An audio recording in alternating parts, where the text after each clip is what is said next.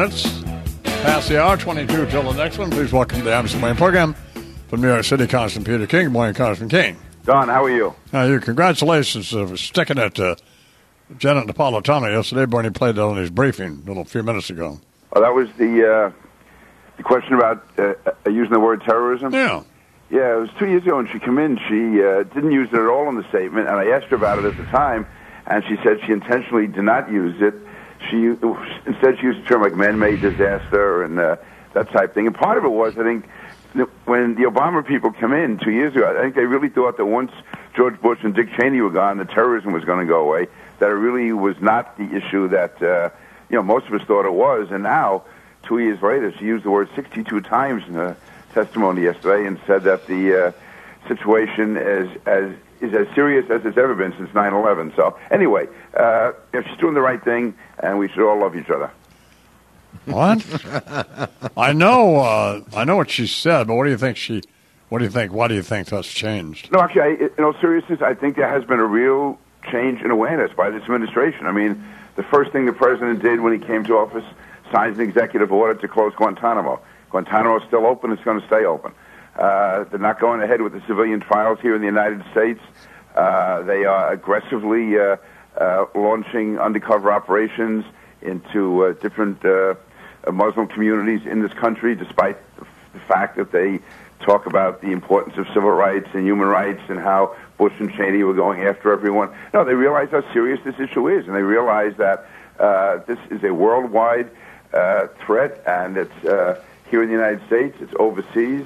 And they realize now it's on their watch. They saw what happened with the attempted subway bombings in New York, with the Times Square bombing, with the Christmas Day bombing in Michigan, and they were aware of all the different plots that are out there. I mean, Eric Holder, probably the most liberal attorney general since Ramsey Clark, he said about 6 weeks ago that he can't sleep at night because he's so concerned about the large number of young Muslim men in this country who are willing to take up arms against their country. So I think reality is set in, and they realize that this is a dangerous, dangerous world, and that Islamic terrorism is extremely threatens our nation. Talking with Congressman Peter King here in the Irish Morning program. It's 20 minutes till the hour. Boy, we were really relieved because when this news first broke yesterday about Congressman Lee, a Republican congressman, we thought it was you, So.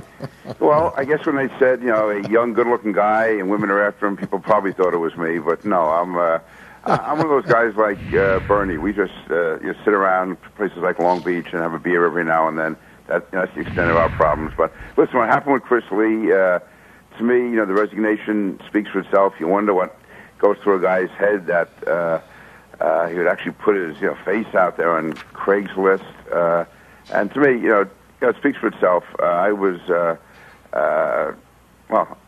just leave it at that. What? No, I'm just saying that's it. I thought you had a stroke there for a second. No, I was going to say some of this. The guy's gone, and that's it. That's all. I'm just appealing to my own better impulses. I'm not going to say anything more. Talking with Congressman Peter King, back to being serious. Speaking of Islam and all that and terrorism. What do you think's going on in Egypt?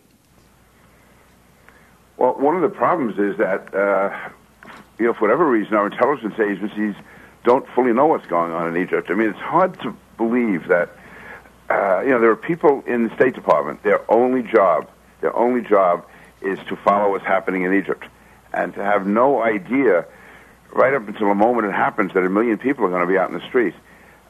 We have so many people on the ground in Egypt their job is to monitor what's happening. So either this was totally spontaneous, or our people missed the ball. I don't know.